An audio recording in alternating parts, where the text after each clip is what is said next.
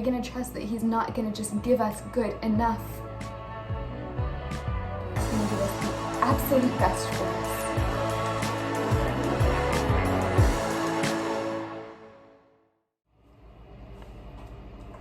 So, welcome back to my channel. We are back in front of my sink, which I think might just become my little spot for these chit chats, and clearly I'm not wearing any makeup. I'm having a bit of a lazy day, but I wanted to talk about trusting the Lord when things aren't going your way. I think for a lot of people in the world right now, we're all experiencing some sort of change in our plans. I mean, we're living in an era that will undoubtedly go down in history, and I don't know, there's something really strange and out of body about that, at least for me. But in addition to that, our lives are still continuing. Like, there's this great over scheme of, you know, this is this era that will go down in history, but then in addition to that, there are still billions of everyday lives that are going on, if that makes sense. So there's the era, right? Think of it like the dome. And then in the middle of it, there's us. And, you know, everybody's being affected by this so differently. And I kind of wanted to come on here and talk about how this is affecting me in today's Homemaker Monday. So I took a break, I guess, for about 2 weeks from making videos, which I probably shouldn't have done given that I'm just starting this channel. But I took a break because for a little bit there it seemed like things were actually really starting to get moving, and my husband and I were potentially going to be buying our house within like those 2 weeks is what we thought. We had put even an offer in on a house. We got turned down. But, you know, I call this channel The Preppy Homemaker, and my dream, more than I realized ever since I was a little girl, was to be a homemaker. As a little girl, that's what I would dream about, was being a wife and serving my husband and caring for and maintaining my own home. And then, you know, we all grow up, there's things that have to happen in order for that to take place. And one of those kind of penultimate things that I've always looked forward to, always dreamed of, was owning my own home. And then coming out here to California, like I've talked about before, I am a transplant from Florida. We moved to this neighborhood that I won't name, but it is the exact sort of a place I always dreamed of as a little girl. You know, I grew up in Miami. It's very much a bustling city. And then we moved out here to California to this little town, this little suburb that, man, it genuinely is everything that I dreamed about as a little girl. As I'm sitting here or standing here filming this, I've got you at my sink, and then I'm looking out my kitchen window, and all I see are magnolia trees and mountain and the neighborhood. And it's just such a sweet place. And so now that I've come here and it feels like I have found my home in terms of my city, you know, this place that so fulfills all of my girlhood dreams, the next step was really that of buying our house. And the beautiful thing is that my husband feels the same way about this little suburb. This is where he was raised, actually, and from the moment we first met, he was like, this is where, if we have kids, we're raising them here. So, you know, we weren't sure if I would feel the same way about this little town, but I do. And the next step, as I said, was to buy our house, and that had been our plan, and we've been working towards that for as long as we've lived out here in California, which is 2 years. And, you know, through growing our careers, through setting money aside, beginning the pre-approval, learning about that whole process, because I am only 23, like, I don't exactly know a lot about the home buying process, or I didn't. I've learned a lot since we first began this journey. But all of a sudden, a couple months ago, things really started moving. It was like things started finally rolling downhill and picking up speed. And, you know, when you think of something that rolls downhill like a snowball, it collects while it rolls, right? And it builds momentum and it gathers what it needs. And so that's kind of the stage I thought that we were in, was we were, all of a sudden, we had gotten our pre-approval. There had been a issue with that because my husband's pay stubs weren't coming in, and then all of a sudden They all came in and we got our pre-approval, everything was set, and we really began moving. Then we got our, what was it called? The stimulus checks, which we were able to put towards our down payments, things like that just started really flowing in and enabling us to move forward with this, we thought. And then my husband got a very clear sense from the Lord to hold off. And it was just this kind of shocking moment, after we found this house that we loved, not in this neighborhood, in a different neighborhood. We got a clear sense from the Lord to hold off. So let me backpedal.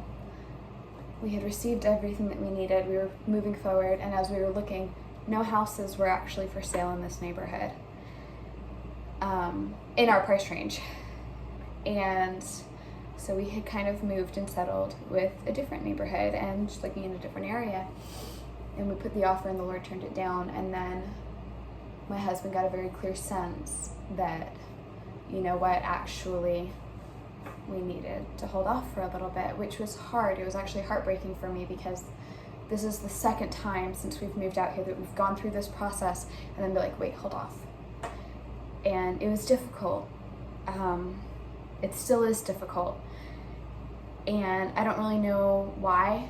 I do know why. I do know that it's because he's holding us out so that we don't settle for second best. And I think that that's the main point of what I'm trying to get across here is this is a season of so much change for the whole world. And it can be so easy to settle for second best right now. In relationships, in jobs. And there has to be the balance of what he puts before you pursue. But then on the flip side, if you genuinely feel that he has promised you something, if he has confirmed that, if, that seems to really be the case,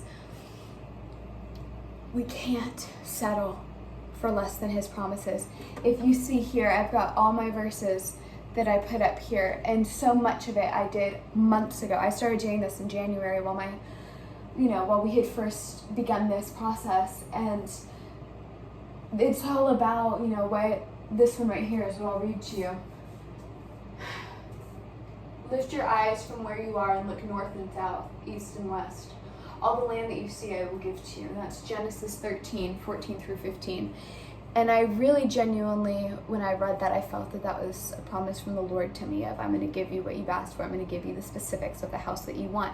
A house in this neighborhood with 3 bedrooms, with a separate dining room, like just all those little things that are very much, they were my specifics for a home. And like I said, I had begun to settle. I had begun to look at the second rate just because I wanted a house so desperately.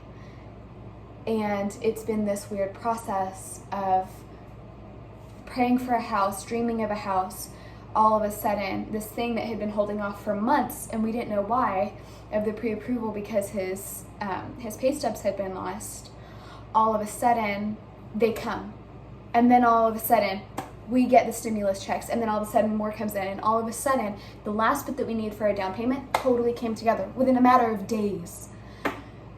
And then we're looking and everything seems to be going well, and it's that same snowball, okay, we're moving, things are going well, and then stop and wait, and you're not looking where you're said to be looking, and you're settling for second best, and wait because I have something more.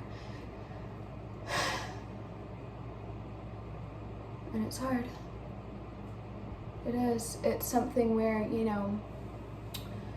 I think it can be so easy to write it off in terms of so many other people are dealing with so many worse things. Trust me, I know that. Trust me, I do. But even these little minute things, they're not minute things. I don't even know a word for it. These things that are not life or death. That they're dreams to us. He still cares so deeply about them. And I think we forget that, and it's easy to write off stories like this when we hear others tell it because of that. But he knows what he's doing, and that's what he keeps reassuring me of. And in case there's any of you guys that needed to hear that today as well, if there's a promise that you thought he was about to fulfill, and then he said, wait, just know his promise hasn't changed. He doesn't do things according to our timeline or in our way. I really thought, okay, things are moving, it's gonna happen now. But then he showed me you're settling for second best and you need to wait. And I know that he's saying to wait because with everything going on right now, there is a high chance that a house will open up in our neighborhood that we dream of, that is everything that we have been praying for, and it'll be in our price range. Whereas, like I said, right now, I mean, literally, I kid you not, a shack that needs repairs is what's going for in this neighborhood in our price range. But it's what the Lord has that we're seeking. And it's a season of all of us, I think, learning to trust him more dearly. When I first came to terms with the fact that the Lord was leading my husband, and thus also me, to wait in terms of this house, my best friend, my covenant friend, who I share everything with, challenged me. She was like, you need to look at what the Lord is doing deeper within you in this season, that he would bring you this far and then say, wait, what is the purpose of that? What is he doing deeper? Because it's not haphazard. And it is to challenge something in us when he does something like that. And what it revealed to me is that he's giving me a chance both to remember not to make this home and this dream of mine an idol, because I quickly go that way. And also, to what degree am I willing to trust my husband? Or backtrack. To what degree am I willing to trust the Lord? And then from that, my husband, as he follows the Lord. To what degree am I willing to truly follow them? And it's been challenged in this season. Like I said, I wanted it. I was willing to settle for second best, but I'm not going to ask that of my husband to settle for second best because I'm impatient. And he knows me well enough and he loves me enough that he called that out, that I was willing to settle for second best instead of trusting the Lord and trusting that the Lord would bring about what he has promised. I guess that's just my little story time for today, for today's Homemaker Monday, and a bit of also a where have I been? This is where I've been. And now I'm in this position similar to how I think Moses' wife must have felt at times in Exodus, where the land was beautiful, Moses, why can't we just settle here? I'm sure this is what the Lord wanted. This looks good enough. Let's just settle here. But the Lord said, no, keep going. Keep plugging on in that wilderness. I'm not going to give you good enough. I'm going to give you the best. And are we really willing to trust that when he says that he's not just going to give us good enough? He's going to give us the best. In this season with COVID-19, when it feels like the world is ending, I say it in joke, but it genuinely does.